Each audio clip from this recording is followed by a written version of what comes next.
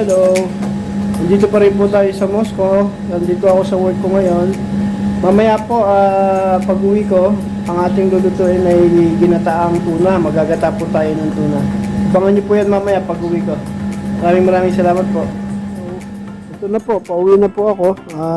Para maluto na natin yung ating ulam ngayon na ginataang tuna. Samahan niyo sana ako magluto ngayon. Maraming salamat po. Dito po tayo sa Moscow pa rin. Napakalamig.